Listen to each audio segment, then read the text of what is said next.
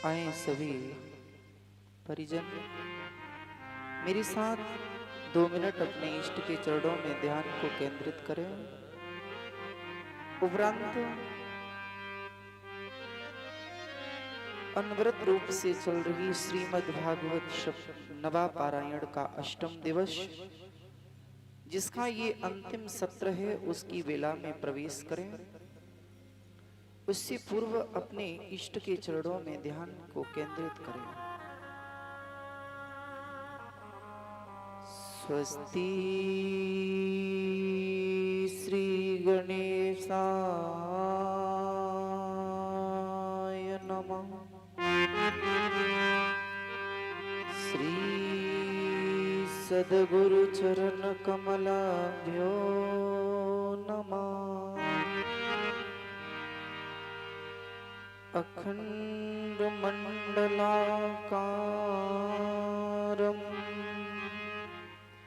व्याप्तं येन चराचरं तत्पदं दर्शितं येन तस्मै श्री गुरवे नमः।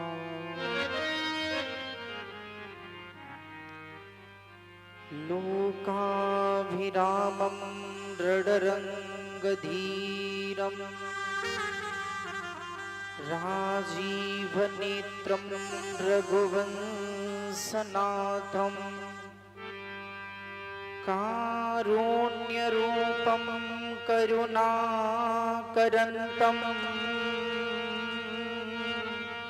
श्रीरामचन्द्रं शरणं प्रपद्ये। लीत सदा सुध दीन की सहज कृपा के धाम, जननी जनक सिया राम को मेरा बारंबार प्रणाम।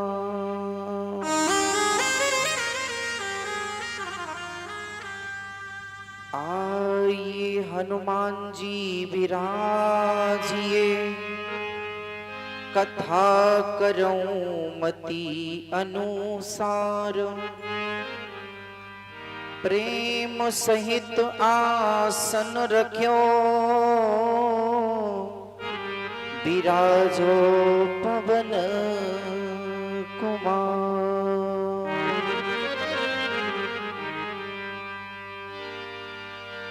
मंगलमय सतगुरु मेरे, मंगलमय सब काज, मंगलमय सब संत को मेरा बारंबार प्रणाम।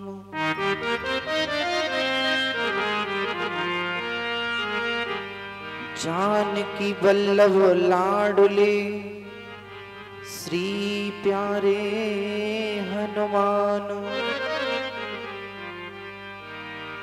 आसन अपना ग्रहण करो,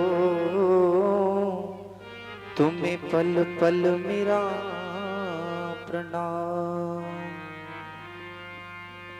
बोलिए श्री सद्गुरुदेव भगवान की जय। श्री बांके बिहारी लाल की जय। गंगा गिरी जी महाराज की जय। अपने अपने माता पिता की जय हो। अपने अपने सद्गुरुदेव भगवान की जय हो।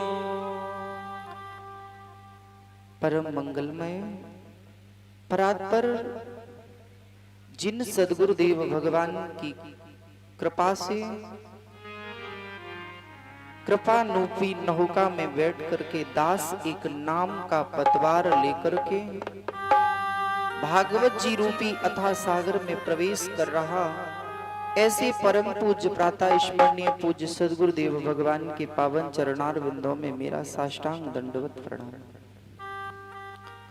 उपरांत श्री वाके बिहारी लाल का बांगमय विग्रह श्री भागवत भगवान को हृदय में प्रतिष्ठित करते हुए मंच पर श्री व्यास भगवान, सुखदेव भगवान, सूत जी महाराज के चरणों में प्रणाम, उनसे प्रार्थना अपना व्यास आसन ग्रहण करने की कृपा करें।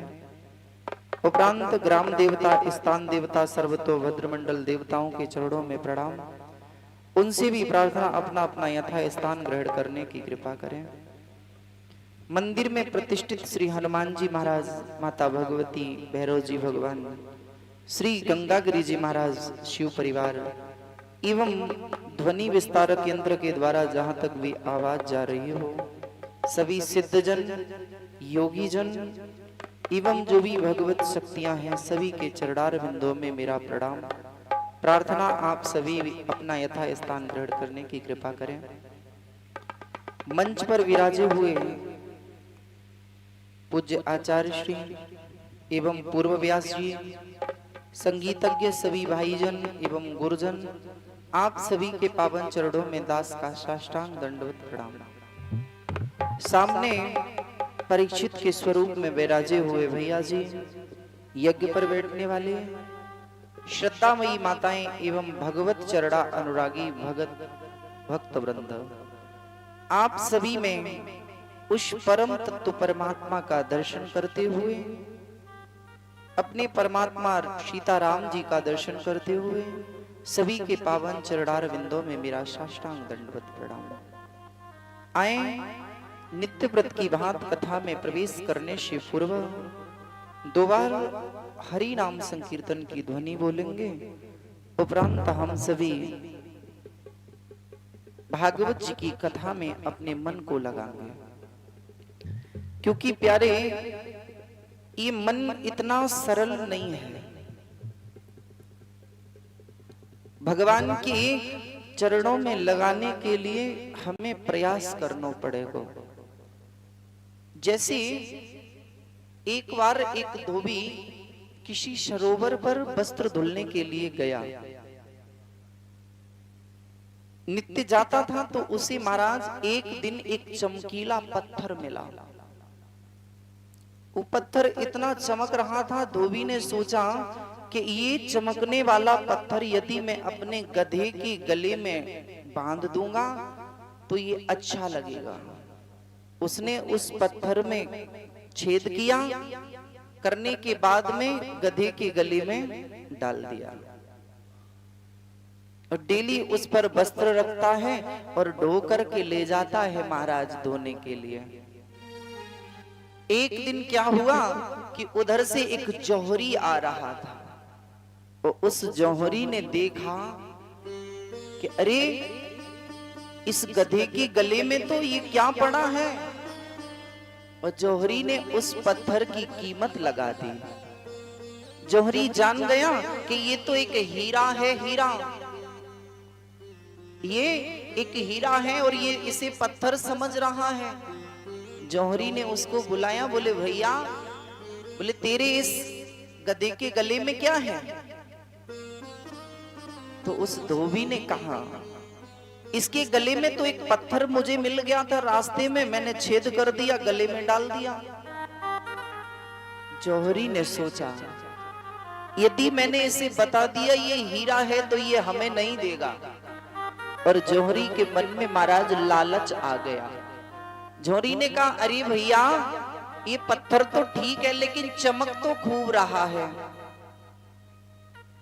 बोले चमकीला है, मैंने साफ कर दिया इसे। बोले भैया तो कीमत बता इसकी। बोले बेकार है ये, इसका क्या करोगे तुम? बोले नहीं फिर भी तू बता कीमत। बोले जो तुम्हें देना हो वो दे देना। तो महाराज उस जौहरी ने सोचा कि चलो इसकी कीमत इसे दे देते हैं। जौहरी ने कहा, भैया इसके मैं तुम्हें सिर्फ 50 रुपए दूंगा, इसके 50 रुपए दूंगा। तो महाराज धोबी ने सोचा ये तो हीरा है, ये तो पत्थर है, इसे चलो दे दे, 50 रुपए ही मिल रहे हैं, वो कहाँ के थोड़े हैं। महाराज उस पत्थर को काट करके दे दिया जौहरी के हाथ में, और जैसे ही जौहरी के हाथ में दिया तो पत्थर ने मन में सोचा, उस हीरे ने सोचा, जौहरी तू तो मेरी कद्र जानता था, तू तो मुझे जानता था कि मैं हीरा हूं। तो वो हीरा अपने भाग्य को कोसने लगा और कोस करके वो हीरा चटक गया। जैसे ही हीरे के 2 टुकड़े हुए, जौहरी ने उस हीरे से प्रश्न कर दिया, बोले जब तुम इस गधे के गले में पड़े थे तब तो तुम्हें कोई चिंता नहीं थी, पर हमने तो तुम्हारा मोल भी लगा दिया तब भी तुम चटक गए। तो हीरे ने बड़ी सुंदर बात कही, बोले भैया मुझे बिल्कुल ये गलानी नहीं थी, मैं गधे के कंठ में पड़ा था तो मुझे गिलानी नहीं थी, क्योंकि वो मेरा मोल ही नहीं जानता था। लेकिन मुझे तो गिलानी तब हुई जब तेरे जैसा समझदार जौहरी ने भी हमारी कीमत भी लगाई तो इतनी कम। क्या मेरी कीमत इतनी कम है जो तूने इतनी कम लगा दी मेरी कीमत? इसीलिए मैं विधाता से अपने भाग्य को कोस करके मैं बीच से चटक गया। कहने का आशय मेरा है प्यारे कि ना तो वो कोई जौहरी और है और ना कोई वो हीरा और है। ये मानव जीवन में महाराज हम सभी को अनमोल श्वासों का खजाना मिला है, और इस श्वासों को हम यूं ही गमाते चले जा रहे हैं। जैसे जानवरों की योनियों से आए वैसे ही इस मानव रूपी हीरे की कीमत इस जीव ने नहीं जान पाई। कोई तो इसे परिवार व्यवहार में बिता रहा है, तो कोई प्यारे इसे झूठे अभिमान में बिता रहा है, तो कोई तो इधर उधर की बातों में गमा रहा है। लेकिन प्यारे सच्चा तो वही है जो इन अनमोल श्वासों को भगवान के चरणों में लगा दे, क्योंकि एक एक श्वास का हिसाब महाराज वो मालिक तुमसे जरूर मांगेगा। 24 घंटे में प्रत्येक जीव 21,600 श्वासों को लेता है, लेकिन कोई तो उन श्वासों को ऐसे ही गवा देता है, और कोई तो बातों में ही निकाल देता है, कोई सोने में ही निकाल देता है। लेकिन संत क्या कहते हैं? श्वास श्वास हरि नाम भज, वृथा श्वास मत खोए, ना जाने या श्वास को आवन हो न हो। पता नहीं ये श्वास अब आएगी या नहीं आएगी। इस पर प्रत्येक श्वास पर भगवान गोविंद के नाम को अंकित कर दो प्यारे, तभी तो जीवन बन सकता है। आए मेरे साथ 2 बार लेते हैं प्रभु जी का नाम, उपरांत कथा की कड़ी में हम सभी अपने मन को लगाएंगे।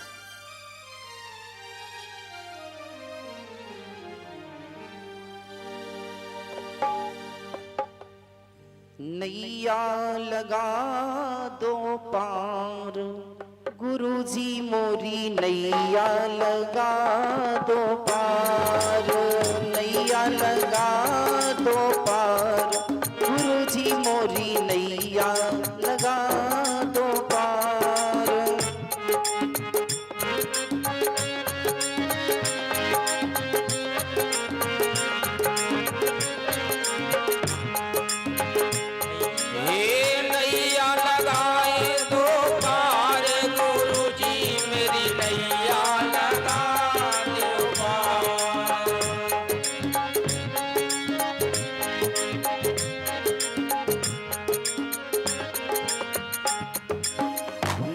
लगा दो पार गुरुजी मोरी, नैया लगा दो पार, नैया लगा दो पार गुरुजी मोरी, नैया लगा दो पार।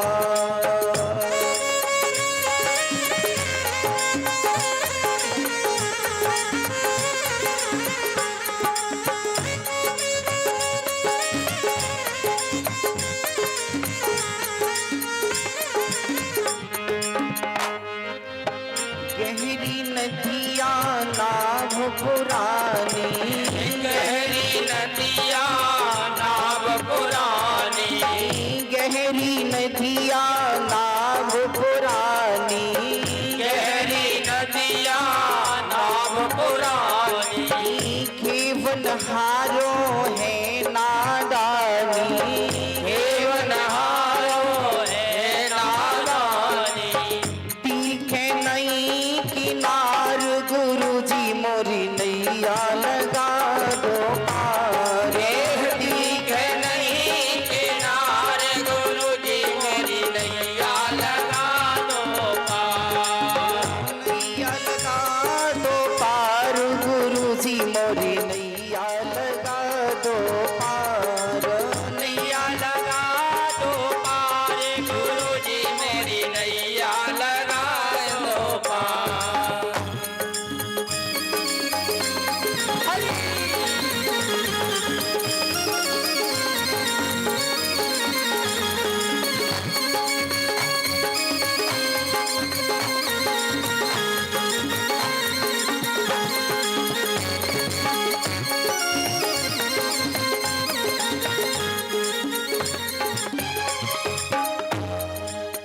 पूजा पाठ की विधि न जानो, पूजा पाठ की विधि ना जानो, पूजा पाठ की विधि न जानो, पूजा पाठ की विधि ना जानो, भक्ति भाव लाई उर में कछु, भक्ति भाव नहीं उनमें कुछ, तुमसे लागी डोरी गुरु जी मोरी नैया लगा दो पार। तुमसे लागी डोर गुरु जी मोरी नैया लगा दो पार। नैया लगा दो पारी गुरु जी मोरी नैया लगा दो पार। नैया लगा दो पार गुरु जी मोरी नैया लगा दो पार।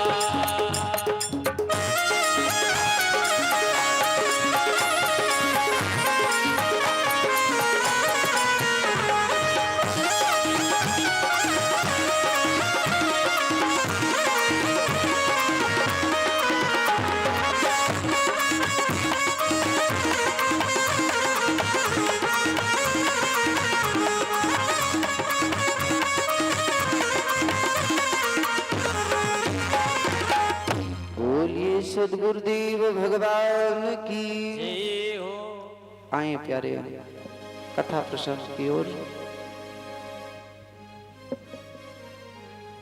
परम वैराग्यवान राजा श्री परीक्षित को आचार्य सुखदेव भगवान की मंगलमयी कथा को श्रवण करा रहे हैं। महाराज अभी आप पूज्य दीदी जी के द्वारा कथा को श्रवण कर रहे थे, जिसमें हम सभी ने रास की कथा को श्रवण किया। किसकी कथा को श्रवण किया? रास की। आखिरकार ये रास है क्या? रास कहते किसको है?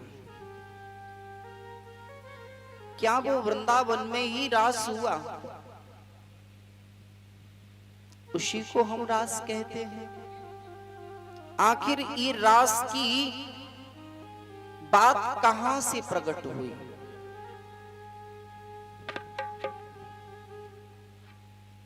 गोपियां निर्वस्त्र स्नान करती हैं यमुना में। ठाकुर जी ने सोचा कि मेरे रहते हुए यदि गोपियां निर्वस्त्र स्नान करेंगी तो इन्हें वरुण देवता श्राप दे देंगे। और गोपियां महाराज बालू की एक देवी बनाती हैं, उनका करती हैं पूजन। और जब पूजन करती हैं तो एक ही भाव मन में लाती हैं कि भगवान श्री कृष्ण मुझे पति रूप में प्राप्त हों। तो महाराज पूजा की पद्धति जब तक सही नहीं होगी तब तक हमें कोई भी देवी देवता कोई फल की प्राप्ति नहीं करा सकता। गोपियां महाराज पूजा की बनाई हुई देवी की आप पूजन करती हैं और मंत्र बोलती हैं, कात्यायनी महामाये महायोगी नधीश्वरी नंद गोप सुतम दिव्यम पतंबे श्री कुरुते नमः। हे मां कात्यायनी, जो नंद जी का छोरा है वो मुझे पति रूप में प्राप्त हो जाए, ऐसी कामनाएं वो देवियां करती हैं। कृष्ण ने सोचा कि ये एक तरफ तो पूजा करती हैं और दूसरी तरफ वरुण देवता इन्हें कहीं अविश्राप न दे दें। तो महाराज कृष्ण ने गोपियों के चीर की चोरी की। विचार करके देखो कि जो ब्रह्म है वो चोरी कर सकता है क्या? आखिरकार गोपी है क्या? महाराज गोपियों के ऊपर जो आवरण है, जो अज्ञान का आवरण पड़ा हुआ है, भगवान ने उस अज्ञानता के आवरण को खींचा। किसी ने कहा कि वस्त्र जब वापस किए कन्हैया ने तो क्या ज्ञान पुनः वापस, अज्ञान पुनः वापस नहीं हुआ? कुछ गोपियों ने कहा, लाला कृष्ण तू वस्त्र नहीं देगो तो फिर मैं कंस से जाके कह दूंगी। क्योंकि गोपियां भी तीन प्रकार की थी। कुछ गोपियां राजसी प्रवृत्ति की थी, कुछ गोपियां सात्विकी प्रवृत्ति की थी और कुछ गोपियां महाराज तामसी प्रवृत्ति की थी। क्योंकि प्रत्येक जीव के अंदर सत्व, राजस और तामस, ये तीनों गुण विद्यमान होते हैं प्यारे। ये अलग बात है कि किसी का सत्व प्रधान है, किसी का राजस्व प्रधान है और किसी का तामस प्रधान है। तो जो तामसी प्रवृत्ति की हैं उन्होंने तो कहा, लाला तू देख मुझे नहीं देगा तो मैया से जाके शिकायत करूंगी, तब तो तोको देना पड़ेगा वस्त्र। तो भगवान ने कहा तो खड़ी जो हो चली जाओ ना सीधी सीधी मैया के पास में। कुछ जो राजसी प्रवृत्ति की है उन्होंने कंस का भय दिया, लेकिन जो तामसी, जो सात्विकी प्रवृत्ति की है उन्होंने हाथ जोड़े, बोले कृष्ण तुम्हें पता है कि मैं निर्वस्त्र हूं, बिना वस्त्रों के जल से बाहर नहीं आ सकती, मेरे वस्त्र दे दीजिए। ये मर्यादा नहीं है, आपने वस्त्रों का हरण कर लिया। तो कृष्ण ने कहा, गोपियों जिस समय ये जीव जगत में आता है तो कैसा आता है? कोई वस्त्र था उसके ऊपर? बोले नहीं। बोले तुम मुझे मानती क्या हो? बोले मैं आपको तो ब्रह्म मानती हूँ, आप तो मेरे परमात्मा हो। बोले यदि मैं परमात्मा हूं तो मैं कहां नहीं हूं? क्या मैं जल में नहीं हूं? बोले बिल्कुल हो। क्या मैं आकाश में सूर्य के रूप में तुम्हें नहीं देख रहा? बोले देख रहे हो। तो बोले फिर तो तुम दोनों हाथ ऊपर करके बाहर आ जाओ, अपने वस्त्र ले जाओ। गोपियों ने महाराज वहां से पत्ते तोड़े, अपने महाराज गुप्तांगों पर लगा करके बाहर निकलना चाहिए। लेकिन कृष्ण ने कहा, गोपियों आखिरकार तुम किससे पर्दा कर रही हो? तो महाराज गोपियों ने दोनों हाथ ऊपर करके एक बार कहा, कृष्ण तुम तो ब्रह्म हो, तुम हर जगह विद्यमान हो। मैं जिस समय जन्म लेकर के आई थी तो एक धागा नहीं था, और जिस समय मृत्यु को प्राप्त होंगी तो एक धागा भी साथ नहीं जाएगा। क्योंकि मैं कोई शरीर नहीं हूं, मैं कोई इंद्री नहीं हूं, मैं विशुद्ध चित्त एक आत्मा हूं। और आत्मा का कोई स्वरूप नहीं होता है। आत्मा का आत्मा और परमात्मा में कोई अंतर भी नहीं होता है। जो प्रभु आप हो वही तो मैं हूं। तो गोपियों ने जैसे ही ऊपर को हाथ किए, कृष्ण ने वस्त्र दे दिए। राजा के मन में ये दीर्घ शंका हुई। राजा ने कहा, प्रभु वस्त्र देने पर तो अज्ञान वापस जाता। तो उसी समय शुकाचार्य ने कहा, राजन जैसे एक मणि है और मणि से स्पर्श हो गया कोई भी लोहा, तो लोहा क्या बनेगा? तो राजा ने कहा मणि से स्पर्श होने पर तो कितना भी पुराना लोहा हो वो भी सोना बन जाएगा। बोले जब वो सोना बन जाएगा फिर उस सोने को यदि तुम मणि से दोबारा से स्पर्श करो तो क्या दोबारा से लोहा बन सकता है? तो राजा ने कहा फिर दोबारा तो लोहा नहीं बनेगा। तो ऐसे ही जब कोई जीव एक बार उस ब्रह्म की तक जिसकी पहुंच हो जाती है फिर प्यारे वो कभी भी ज्ञान ही उसके अंदर आता है, अज्ञान कभी उसके अंदर आ नहीं सकता। गोपियों से कहा गोपी तुम क्या चाहती हो? बोले मैं चाहती हूं मेरे साथ में रास प्रयास करो। तो बोले आगे जब शरद पूर्णिमा आएगी तो मैं आपके साथ रास भी करूंगा। क्योंकि शरद पूर्णिमा को ही क्यों कहा भगवान ने? क्योंकि अदर पूर्णिमाओं की जो चंद्रमा होता है ना वो प्यारे हर पूर्णिमा का अलग अलग महत्व है। शरद पूर्णिमा का जो महत्व है महाराज, जब शरद ऋतु आती है उस समय आप देखना जो चंद्रमा की रोशनी होती है वो हल्की हल्की गुलाबी होती है प्यारे, और वो गुलाबी रोशनी जब महाराज पुष्पों पर पड़ेगी तो चंद्रमा से अमृत झरता है। उस समय भगवान ने ऐसी दिशा में रास किया। रास किसी संसारी जीवात्माओं के मध्य में नहीं था, क्योंकि किसान भी जब खेत में देहाती भाषा से समझे, पहले जब बुजुर्ग लोग बैठे हुए हैं खेत में कोई भी फसल होती थी तो एक ढेर बड़ा सा लगाते थे ना, फिर एक पंखा रखते थे, फिर वहां उसको हवा करते थे। फिर लोग पूछते थे भैया क्या हो रही है? बोले आज मेरे खेत में रास हो रही है। कहते थे कि नहीं, क्योंकि जो बड़ा ढेर होता था अनाज का उसमें से मिट्टी कूड़ा करकट निकाल करके एक अलग ढेर बनाते थे। कहने का भाव है वो ब्रह्म भी ऐसे ही इस जीवात्मा के अंदर बैठे हुए विकारों को जब अलग कर देता है तो जीव और ब्रह्म के बीच की जो लीला है प्यारे वो है रास लीला। तब ये रास बना, क्योंकि रास कोई इतनी साधारण चीज नहीं है प्यारे। रास में प्रवेश करने के लिए जीव को पहले तो मन बुद्धि चित्त और अहंकार को जब पार करेगा जीव तब कहीं रास में प्रवेश कर पाएगा।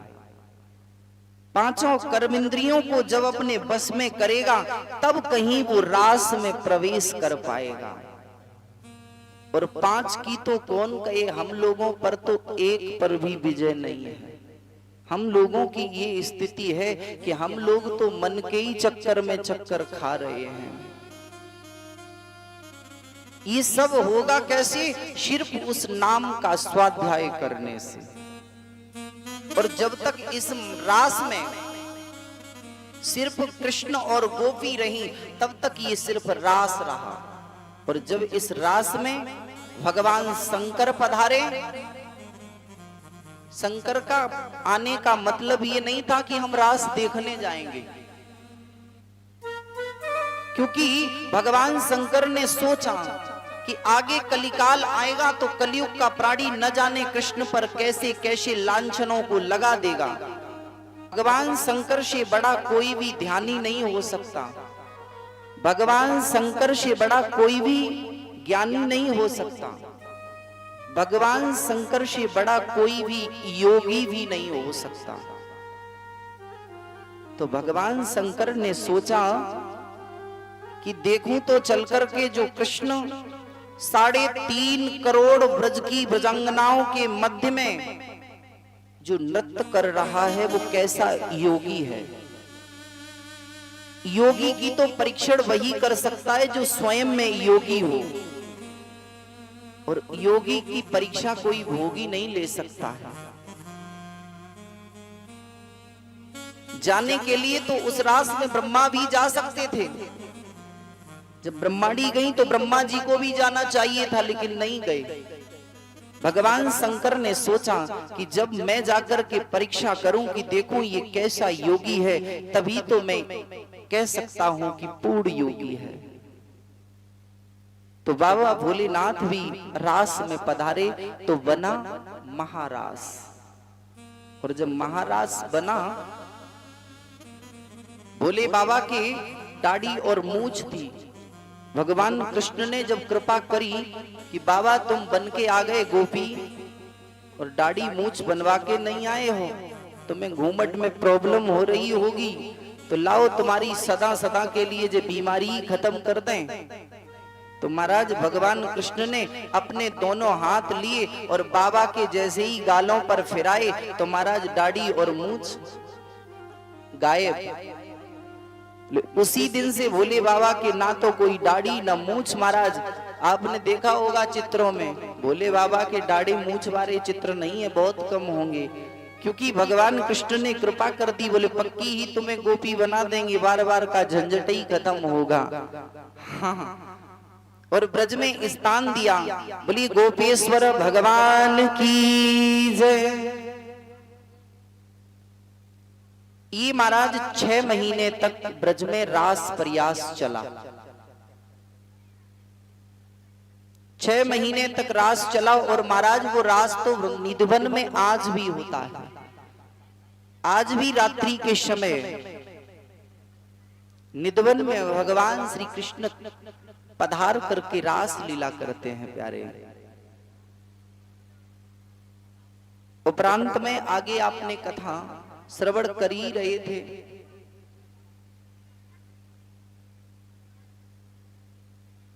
कि अक्रूर जी महाराज आए मथुरा से वृंदावन की ओर।